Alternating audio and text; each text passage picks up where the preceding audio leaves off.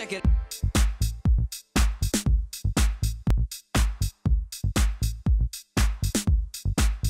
Déshabillez-moi. Bonjour à toutes et à tous, j'espère que vous êtes bien placés dans votre salon, que pour regarder quoi, eh bien tout simplement déshabillez-moi. Alors sans plus tarder, le sommaire en images. Cette semaine, je vous invite à découvrir les perfectos en cuir de Snob.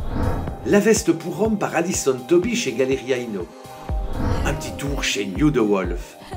Je vous parlerai de Touvan et Thomas, stylistes et accessoiristes. Alors on va à la rencontre d'un gars, d'un créateur, qui lui travaille et maîtrise le cuir. Il va nous parler de perfecto, de pantalons, de plein de choses, mais le tout en cuir. Et sa marque, elle s'appelle Snob. On y va tout de suite.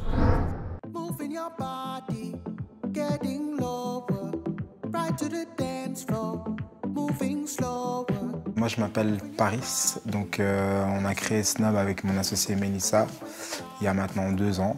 Et Snob, en fait, à la base, on a commencé Snob avec la Perfecto parce que c'était l'ADN de la marque. Donc il y a quelques années, quand j'étais plus jeune, je m'amusais à customiser mes Perfectos, mettre des tags, des clous, du graffiti avant de sortir.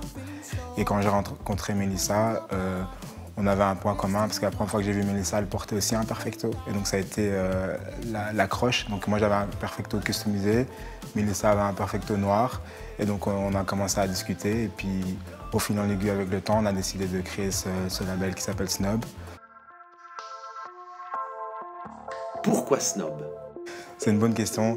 C'est beaucoup d'attitude. C'est parce que justement quand on s'est rencontrés, elle me traitait de snob et moi aussi. Puis quand on a décidé de créer la marque, je lui ai dit quel nom on va choisir. Elle m'a dit écoute, on va la traiter Snob vu qu'on est snob. Donc c'est commencé comme ça. C'était un jeu au fait, plus qu'autre chose. Quelles sont les particularités de vos créations? La particularité de Snob, c'est que je pense qu'on a une identité très forte parce que je suis d'origine congolaise, donc j'utilise beaucoup de prints. Je pense que ça c'est le premier ADN, beaucoup de slogans comme le mourir d'amour. Des choses qui sont liées de l'enfance, des choses qui sont liées quand j'étais plus jeune avec ma mère, parce que ma mère est un peu la première inspiration, ou quand j'étais plus jeune, je vois du wax ou ce genre de choses. Et c'est ça qui fait que l'ADN de Snob est à la base des slogans et des prints, des jeux de matière aussi énormément. Je pense que c'est ça un peu l'ADN de Snob aujourd'hui. La matière, principalement du cuir. C'est vrai que dans les premières collections, on a utilisé beaucoup de satin, parce que j'aime énormément le satin. Maintenant, on utilise de l'alpaga pour l'hiver, aussi beaucoup de velours aussi, et souvent on aime bien créer notre propre tissu avec notre propre print aussi, et c'est ça qui fait que ça donne un plus par rapport à d'autres. Justement, ce cuir, il a une réelle importance. En fait, il faut savoir que le cuir a été une étape extrêmement compliquée et difficile parce qu'il y a énormément il n'y a pas d'atelier en Belgique, mais il y a énormément d'ateliers à travers le monde et il fallait trouver le meilleur fournisseur. Je suis tombé sur un fournisseur à Paris qui font leur cuir à base, traitent leur cuir végétalement. Donc c'est ce qu'il y a ici derrière. Donc on a essayé de trouver un cuir qui était premium en fait. Parce qu'il faut savoir qu'en général, les peaux actuelles, ce qui sont faits dans les multinationales, c'est des peaux qui sont tannées à base de chrome. Et nous, c'est tanné avec des minéraux.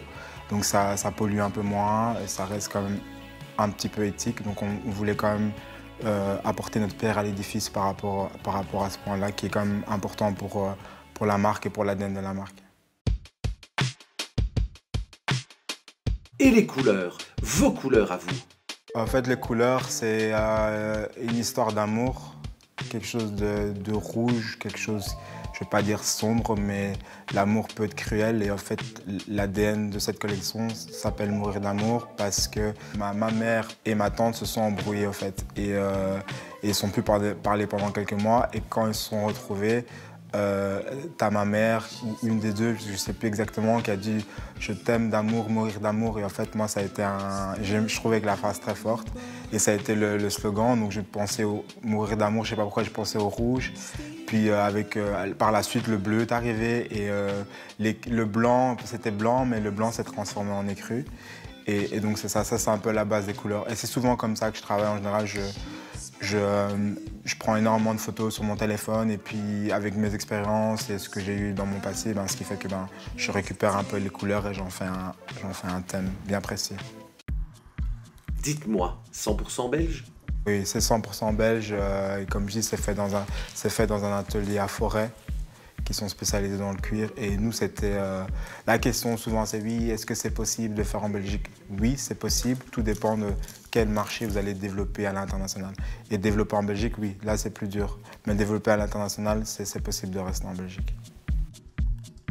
Parlez-moi du zip. On a quand même gardé l'ADN du perfecto. Et le zip a toujours été très apparent, très fort. Maintenant, on essaye d'améliorer parce que c'était tout petits détails et on essaie de trouver à chaque fois le meilleur zip. Donc pour la saison prochaine, on essaie de trouver encore un zip qui est peut-être mieux. Et c'est toujours un peu le challenge du jeune créateur, c'est chaque fois de trouver mieux pour continuer à exister. C'est des petits détails qui font qu'on fait la différence, donc on essaie toujours de trouver un petit peu mieux. D'ailleurs, le zip, c'est une marque belge aussi. Autre chose que des perfectos chez Snob. Pour l'instant, on a donc agrandi la collection avec un pantalon taille haute rouge dans cette collection-ci. On a essayé de travailler aussi en collaboration avec Mélissa qui était très soucieuse du détail pour avoir une jupe taille haute. Donc c'était les soucis qu'elle a amené un petit peu dans cette collection-là. Et aussi, oui, on a travaillé dans cette collection une sorte de robe, t-shirt qui est assez simple, mais quand vous partez, qui est extrêmement minimaliste, qui est assez pointue, précise même, je peux dire. Et donc c'est ça, on essaie chaque fois d'apporter un petit plus dans la garde-robe de Snob. Quel est l'objectif de Snob? Moi, j'ai souvent, comme je dirais Chanel, le luxe est le contraire de la pauvreté. Donc pour moi, je viens de 1080, si quelqu'un de 1080 peut porter ma pièce, why not? Donc je ne suis pas quelqu'un qui va fermer ma collection pour une élite. C'est vrai qu'on oui, on a un prix premium, oui, mais le but c'est de pouvoir que les gens de n'importe quel quartier ou de n'importe quel milieu peuvent s'acheter une pièce Snob. Ça, c'est clair que c'est l'objectif.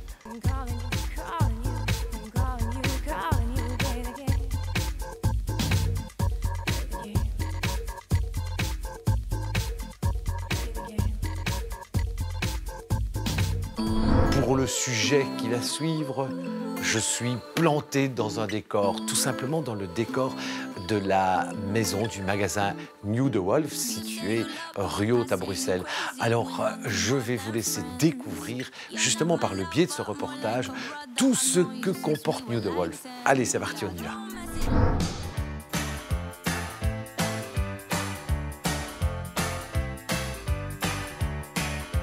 Suzanne, dites-moi un petit peu comment tout a commencé. On a commencé en 86 avec un magasin de meubles que mon mari avait hérité de ses parents.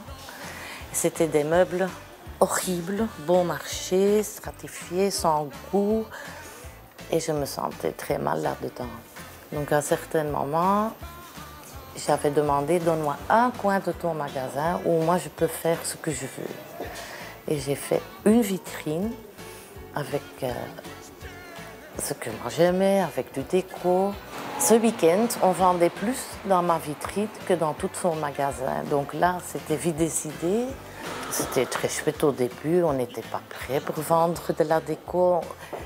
On vendait une vase, on n'avait pas de papier pour emballer. On me donnait... Alors, il y avait un voisin qui distribuait le vlan. Et on mettait nos vases dans le vlan avec une corde autour, et avec un peu de raffia qu'on avait trouvé quelque part. Donc, on a vraiment commencé très rudimentaire. Et à partir de là, en une année, ça a explodé et on a continué ce chemin.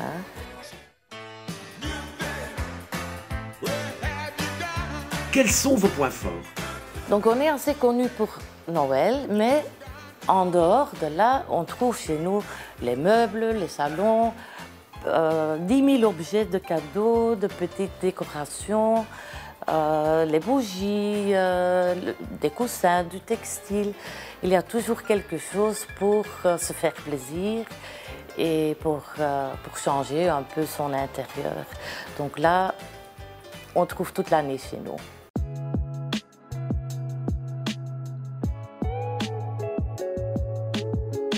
Philippe et moi, nous, on est le cœur de Nuit de Wolf. On crée des ambiances liées aux saisons. On essaye de créer un peu d'ambiance différemment, qu'on ne voit pas partout. Comme cet été, j'ai fait un jungle, j'ai fait un thème mer, mais avec une sirène.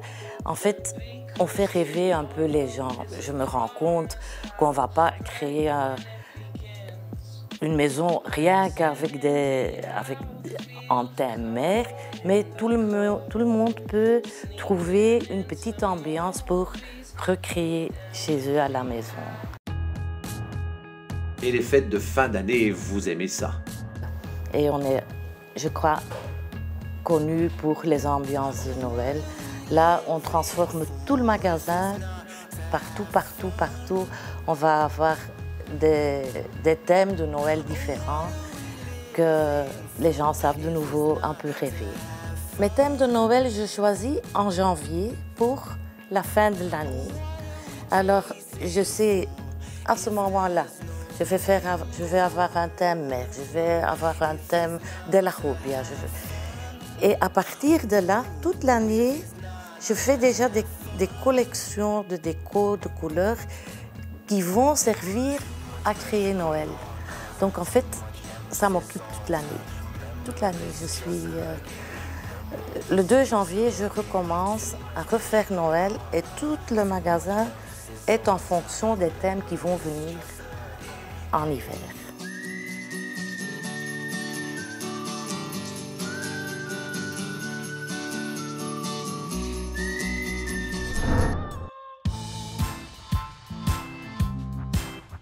Voilà, alors comme d'habitude, notre rendez-vous hebdomadaire chez Galeria Inno dans le cadre de notre émission Déshabillez-moi. Alors aujourd'hui, eh bien, c'est Alison. Alison est conseillère en images et va nous parler de la veste homme. Alors, quelle veste, pour quel style, dans quel cadre et pour quelle morphologie? On voit ça tout de suite. Vous avez fait un choix très bien, mais alors j'aimerais que maintenant vous m'en parliez. Alors je commence avec la première, je prends celle-ci. Parlez-moi un petit peu de cette veste, son style et pour quelle morphologie elle est adaptée? Alors celle-ci, c'est la veste cintrée. Elle est idéale pour les morphologies en V, car elle va dessiner une belle carrure. Qu'est-ce que vous entendez par la morphologie en V? Alors c'est quand les épaules sont plus larges et la taille plus marquée. D'accord. Donc elle met en valeur les épaules. Elle est idéale pour les morphologies en V, aussi en H et en I. Elle est moins conseillée pour les personnes ayant plus de forme, de rondeur. C'est-à-dire en haut? Voilà. En haut, d'accord. Voilà, Ok. physiques un peu plus corpulents. D'accord. Alors, quelles sont les spécificités de cette veste pour vous au niveau de son look? Celle-ci est intéressante car elle a des petits détails contrastants au niveau de la pochette et de la poche, plus clairs. Oui. Elle est facile à porter sur un look décontracté. Avec un chino de couleur ou un jean. Ce que je trouvais intéressant, moi je trouve ça super dans cette veste, c'est justement ce petit petit dessin et alors le côté graphique. Oui, elle apporte beaucoup de couleurs. Il y a ce petit détail, les manches aussi, les petits boutons aux manches de toutes les couleurs. Ouais, 4 couleurs en effet. On peut dire un look un peu sport chic. Voilà, tout à fait. D'accord. Allez, on passe à celle-ci. Alors celle-ci, évidemment, je m'en rappelle quand j'avais adolescent. Bref, adolescent. Qu'est-ce que c'est comme veste? Alors ici, c'est le Teddy. Donc il est connu pour ses manches en cuir et son corps en laine bouillie. Oui. Il est apparu dans les années 80. Grâce notamment à l'arrivée des émissions des séries de télé américaines. Alors le Teddy est conseillé pour quelle morphologie? Le Teddy va à tout le monde, aussi bien aux personnes plus petites parce qu'il ne va pas tasser la silhouette, que les grands. Et même vous, Alain, vous pourriez porter ça ce veut dire Teddy. quoi? Ça veut dire pour les forts. C'est ça. Voilà, oui, mais ça vous ne l'avez pas dit, mais j'ai il compris. permet de camoufler les petites rondeurs. D'accord. Ok, on passe à la troisième pièce. Alors là, évidemment, c'est une pièce qui m'est un peu plus familière. Voilà. Mais voilà, j'aimerais quand même que vous me parliez de cette pièce. Donc ça, justement, c'est la coupe droite. C'est une veste un peu plus ample qui convient particulièrement aux personnes un peu plus corpulentes. Donc morphologie en... Voilà, en haut. Oh, Du coup, oh oui. Merci de me le rappeler. pour camoufler les petites poignées d'amour. D'accord. Parce que les pans tombent droit et restent parallèles. Ah, alors qu'est-ce que l'on entend par le pan? Voilà, donc c'est ici. Ici, on a justement 2 monofentes. Oui. Alors, les monofentes, lorsqu'elles sont doubles, vont attirer le regard sur les fesses. Oui. Si vous avez plus de forme à camoufler, ce sera préférable de prendre la monofente. La monofente. La monofente. D'accord. Voilà, donc juste une fente ici au milieu. Et je sais pas, voilà, dans quel esprit vous avez souhaité, je vais dire, accessoiriser cette veste? Ici, comme c'est un modèle classique, on a décidé de la jouer un peu plus cool en l'accessoirisant avec un jean slim. Oui. Et comme on arrive quand même en hiver, avec un pull cachemire de couleur bordeaux pour Très jouer bien. les contrastes.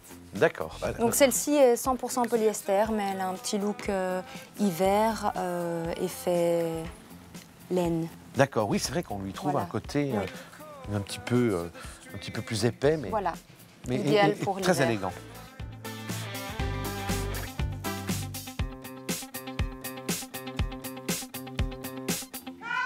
That's a cut.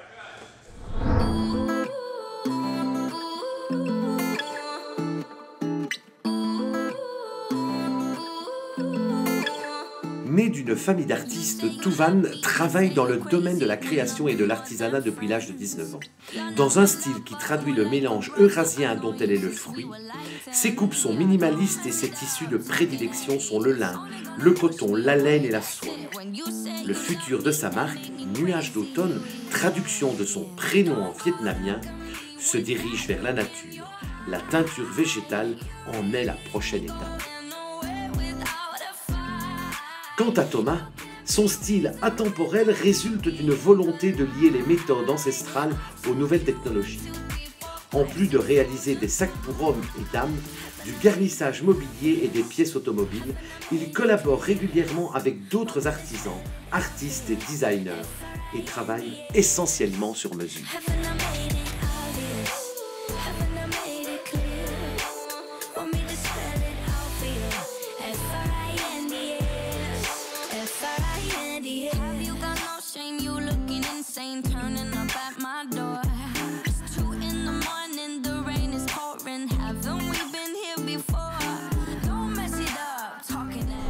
J'espère que vous êtes tout aussi bien maintenant qu'au début de l'émission. Moi, je vous souhaite de passer une agréable soirée, une agréable semaine. Je vous dis rendez-vous la semaine prochaine, même jour, même heure, pour d'autres aventures artistiques et créatives. Ciao.